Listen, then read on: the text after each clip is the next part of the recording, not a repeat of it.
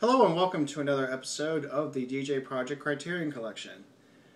And moving right along, we go to Spine 153, General Idi Amin Dada, a self-portrait, directed by Barbet Schroeder, 1974.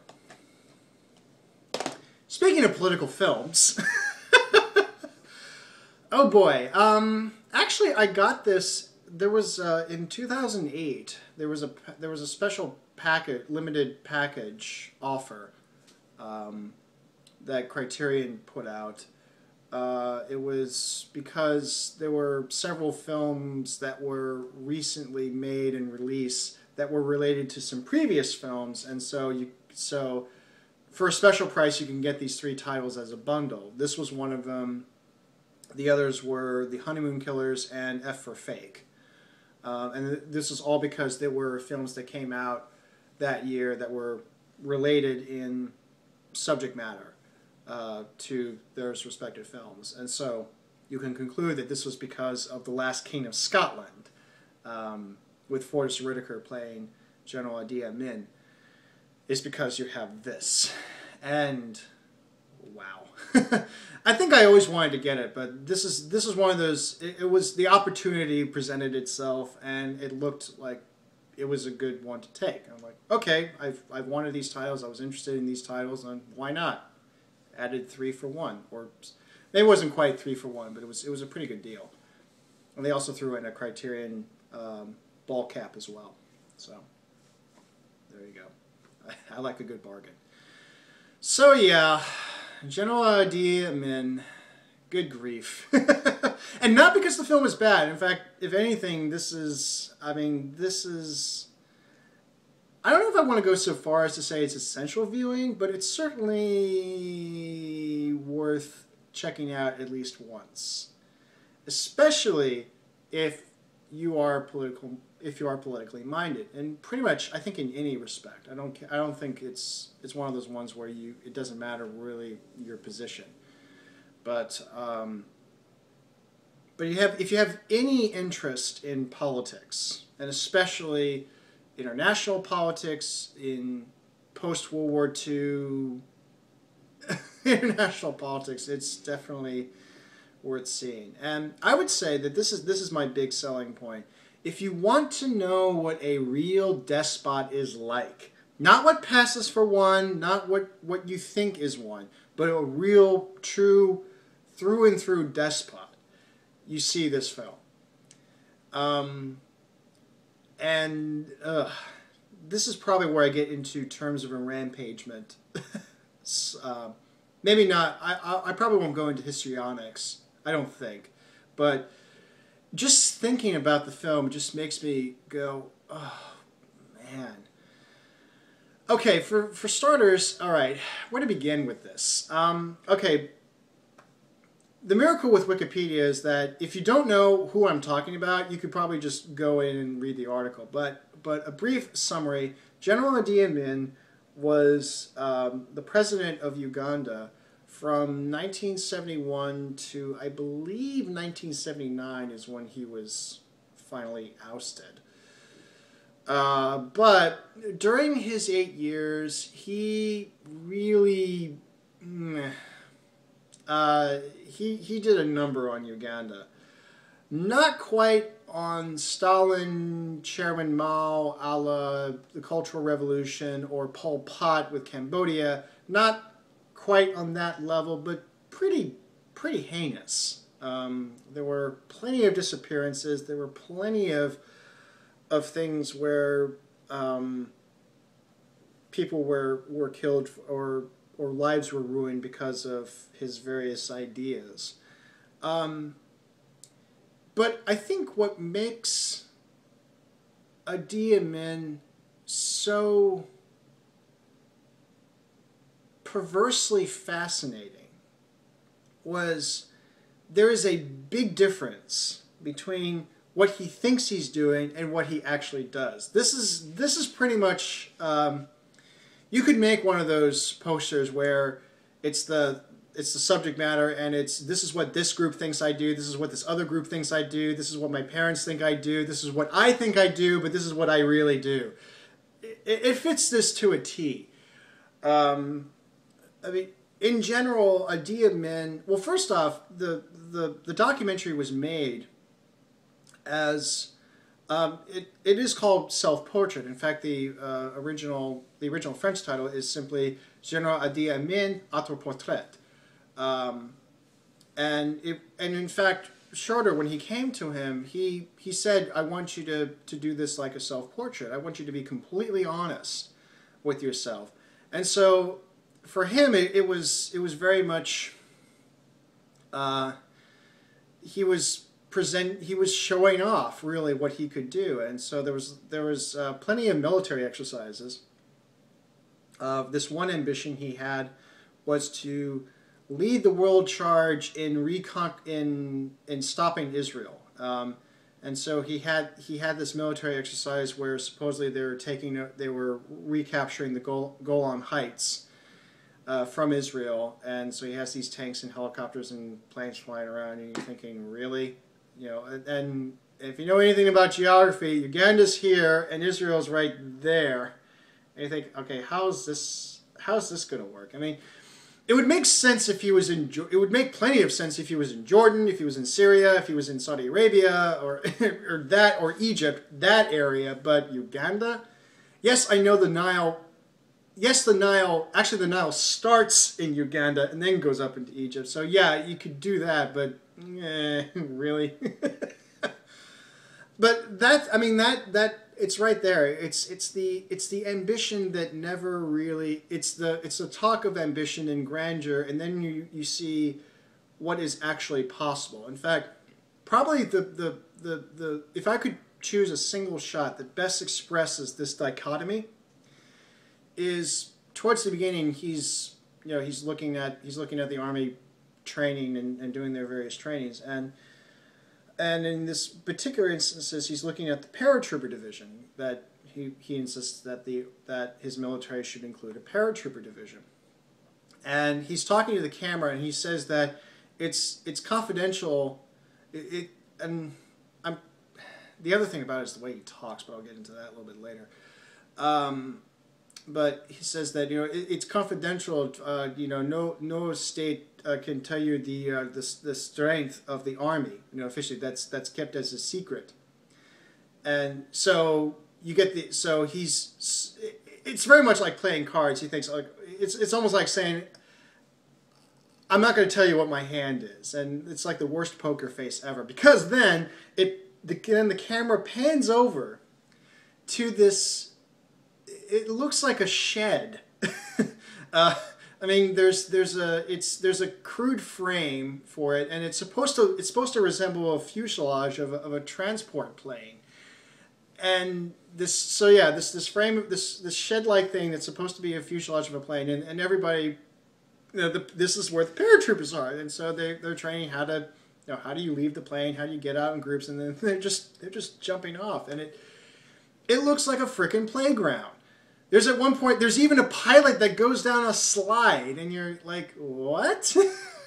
Now, okay, all right, there are some training situations that do use those things, but the whole look of it, the whole feel of it, just feels like there's just total incompetence. Like you have no idea what's going on, and this goes back to Idi Amin. He thinks that he's this.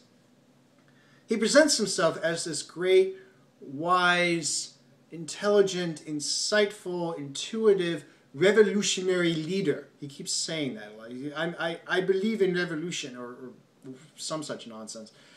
But the more you hear him talk, you get the feeling that there's nothing really cohesive. It's just a bunch of... It really does come off as just a bunch of things that he likes. And really, he rules...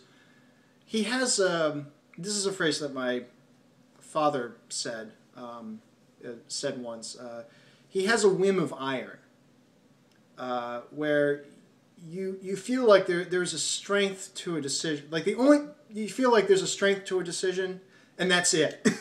There's no thought. There's no real rationale. It's just basically you do something for no other reason because you want to do it, and that's having a whim or will of iron.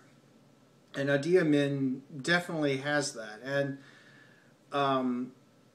you just feel like, what is he, what is he doing? And probably the best scene that really captures this is a cabinet meeting that he held, and he held this for the film. In fact, the first thing he says is like, this is not a confidential meeting because there's some people press and they want to make this film, and so it's okay. So now it's good. So basically, it's a fluff meeting, and he goes on about 7 points, and I think we actually only hear 4 of them, and you're not really sure, except for I think it's the numbers that only give you a clue as to where you go on to the next point, because he starts off with the first one, and he just goes on, and you think, okay, and there's some feels that, and this is where the MST3K side of me really comes out, and I go,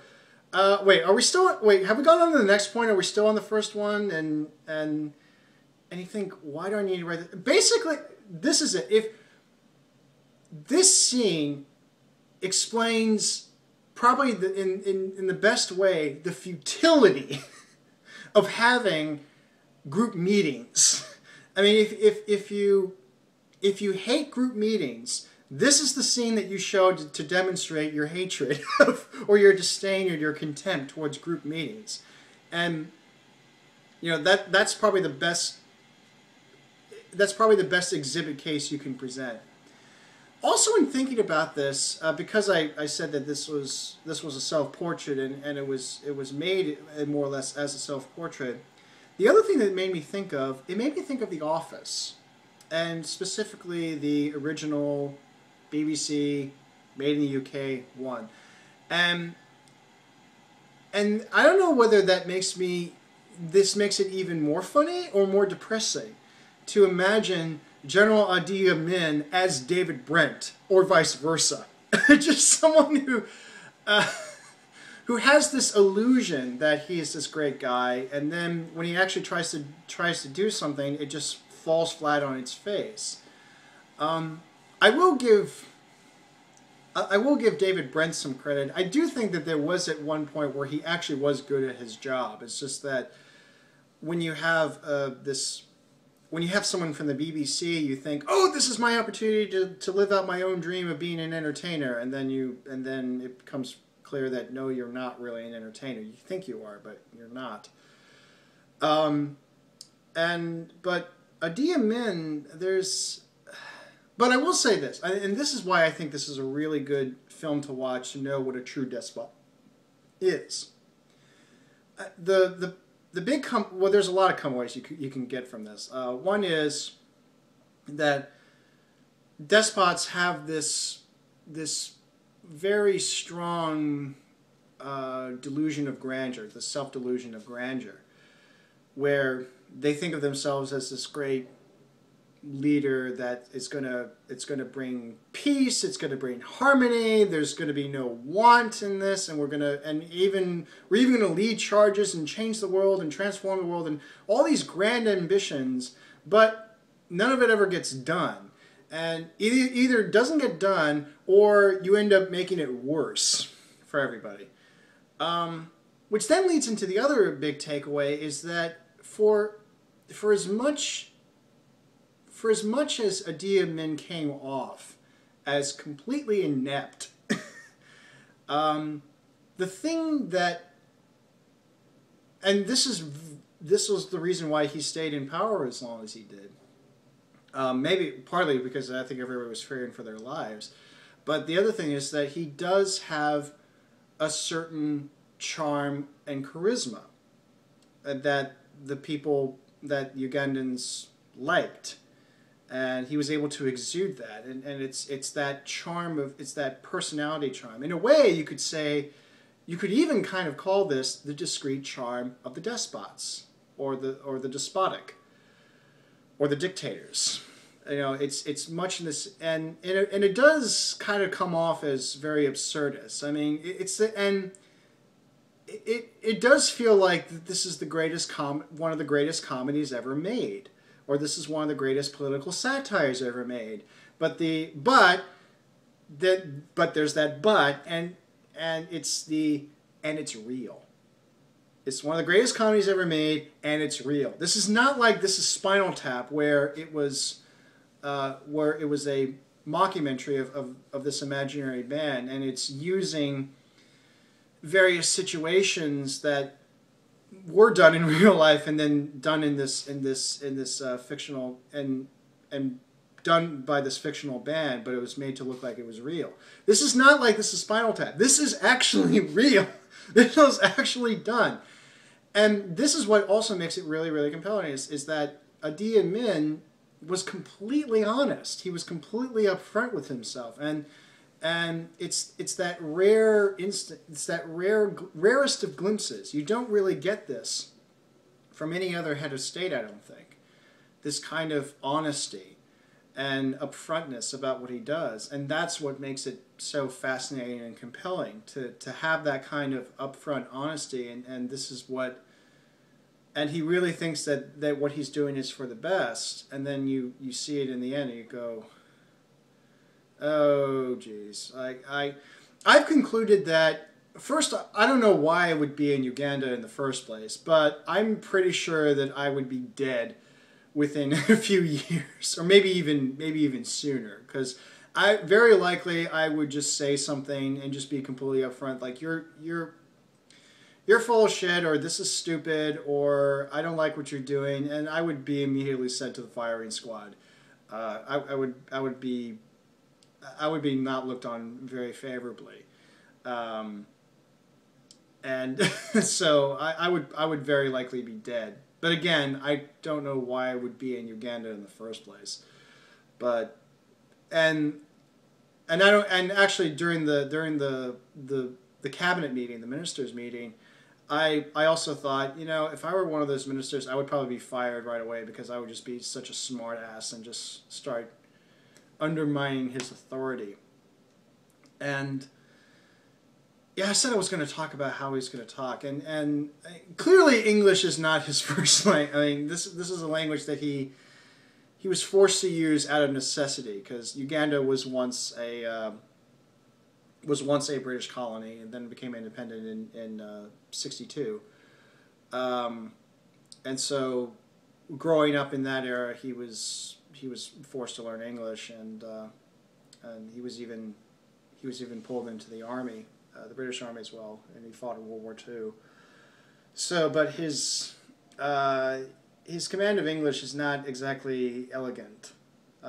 He keeps switching back and forth with singular and plural nouns, and his verb conjugations are a little bit off. And I know it's very easy to say, "Oh, you're just being insensitive," and that's just. But I guess. Maybe it's just because I have standards. Maybe it's just because I do believe that there is such a thing as a standard, and that if you know what the standards are, it's worth keeping them. And especially if it's worth keeping them, you should do it. And this includes speaking. And I guess I expect a lot out of my heads of state. I don't,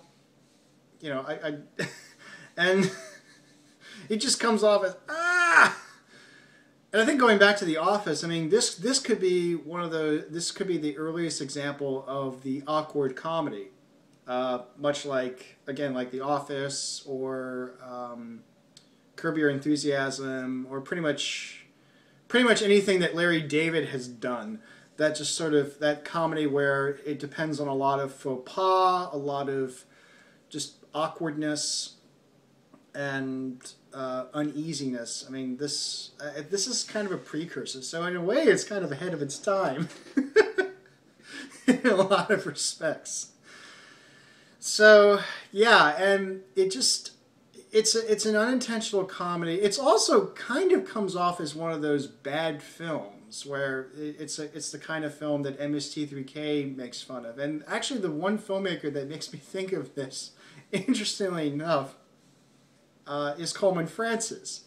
Now, if you are an MST3K fan, I can just instantly hear the groans coming. It's like, oh God, you're bringing up him, damn it! But for anyone who doesn't know what I'm talking about, Coleman Francis basically makes Ed Wood look like Orson Welles. He makes he makes Plan 9 from Outer Space look closer to Citizen Kane. Coleman Francis made 3 films. He wrote and directed them himself. And they're all ineptly made. It was just like bad acting, bad photography, bad editing, bad music, bad, like everything about it. There's just like, there's not really one redeeming thing about the films. And it really is like watching a train wreck. And what made me think of Coleman Francis is, in particular, is his film Red Zone Cuba, or Night Train to Munofine. I'm not going to, if you haven't seen it, I'm not going to tell you who sings this, but when you find out, you're just going to go, what? Especially if you know him. But anyways, there's a scene in it where supposedly these band of ex-cons and such, one of them has escaped from prison, but they end up joining the U.S. Army for some reason, and they're about to invade Cuba. But beforehand, they go through this training session. This goes back to the training thing earlier. I mean, it's the most, it's amateur in the pejorative sense of the word. It's incompetently executed. These supposed hand-to-hand comments that just feels like more. Everything comes off like these are just a bunch of kids playing around. It doesn't feel like a professional military outfit whatsoever. It just looks like a bunch of kids playing around, and that's what I feel like anytime the military is shown in General Idi Amin Autoportrait, it just comes off that way. The only difference is that they're actually in the latter they're actually given guns instead of the former, instead of in Red Zone Cuba. And I hate to imagine what that would be like if they're actually given guns. So it's that kind of. If you want to talk about it in terms of bad films, it's a fascinating bad. But I don't want to give the impression that that the film itself was ineptly made. It has nothing to do with the film itself. In fact, I mean, Barbet Schroeder directed it. This may be one of his best films that he ever made. But Nestor Almendros, sorry. Forgive me, my pronunciation. Nestor Almendros shot the film. So clearly there was definitely technical competence at play. And yes, it was shot in 16mm Ektachrome, but it looks great. You know, it's definitely well made. The film itself is not bad. It's the subject matter. And it's also not their fault. I mean, that's the point. I mean, it's the subject matter is fascinatingly bad. You have this this dictator, of an African nation, and he has murdered thousands of his own people for the sake of this power, and he makes these grand statements. And then, actually, the other characteristic about him, and this is what initially got him a lot of international attention, was all his telegrams he keeps sending. He kept sending to various heads of states and various people, including one infamous telegram where it was sent to the United Nations. It was sent to the Secretary General of the United Nations. And he was talking about how Hitler didn't do enough, or that Hitler was justified in what he did to the Jews. And the day he sent this was shortly after what happened in Munich. So you're like, ugh, wow. And the other funny thing was during this one interview he gave, which actually was actually initially broadcast in Uganda. It was part of his daily informations broadcast, and it was all done in it was done every day. Basically, like anything that the president has done, he's just constantly on TV. So if you think that the any U.S. president being on TV constantly is annoying, imagine what it was like in Uganda from 71 to about 79 or so, whenever he was ousted. But anyways, in this one interview, he talks about that he finally gets this book of knowing Israel's great master plan to take over the world, and it's such an important book that if the Israelis knew that I had this copy, they will take it away from me. So I'm going to give it to you for a little bit, but I really want you to have this back. And it's Protocols from the Elders of Zion. A little too late in that party. Like okay, this is your basis. You're using this. You're using this early 20th century work that was proven to be a fabrication and was used in the Third Reich. Yes, I know Godwin was going to be. Well, you're talking about a dictator. Of course, Godwin's going to be. It's going to be evoked in this point. But anyways, so yeah, like really, that's the basis of your whole thing. And something that is kind of implied. The irony was that he was trained as a paratrooper by the Israelis. He was, and he did fight alongside of the Israelis. And actually, it's been said that Israel backed the coup that Idi Amin did on Obote. Obote was the first president of Uganda, and then he wasn't very popular, and then Idi Amin was, and so he led a coup d'etat to overthrow him. And allegedly Israel supported that, and then suddenly Idi Amin turned his back on Israel and identified much more with the Arabs, and also. I don't know when he became Muslim at that point, but so yeah, and he said that, oh, if the Black September want to come into Uganda, they're welcome, which then led into Entebbe, where the basically the Mossad just kind of pwned him, where they took him, and again, this is the guy that was convinced that he was going to reconquer the Golan Heights. He was going to take it from Israel, and then I don't know what he was going to do, but he was going to lead in this great military campaign against Israel, and yet he was pawned in his own country. Like, you can see why this is kind of funny, and also depressing because again, this was all real, and so. In that respect, I would also kind of recommend this. I would probably recommend that I think you probably only need to see this once, because I think once you see it, you really get the idea of, okay, this is what this guy's, or not specifically so much Idi Amin, but you really do get, because of that opportunity for him to be so upfront and so honest with himself, even though it doesn't really match reality at all. It really is one of those rare glimpses into the mind of a despot. And you can imagine that this is the same kind of mentality that you see in other leaders in that position. And it's, in that sense, it's fascinating, not just for the sake of political science, but in a way, personal psychology.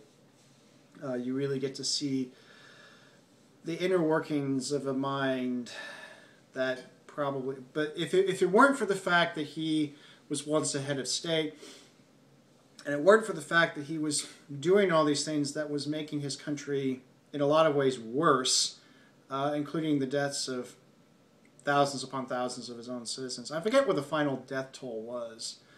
I want to say it was like in the hundreds of thousands. So again, I don't think it was the high up numbers like you get from, say, Pol Pot's Cambodia or China during the Cultural Revolution or Stalin. It's certainly not that high, but it's still pretty nasty in a lot of respects. So yeah, it's one of those. It's a fascinatingly bad. No, I don't want to say. it's a great film about a fascinatingly bad character. There you go. So, and again, it's one of the great political comedies ever made. And the sad thing is, and it's sad because it's true. And you just want to go, oh, I don't want to live on this planet anymore. I want to get out of here, please. So, yeah. There you go. General Idi Amin. And until next time, take care.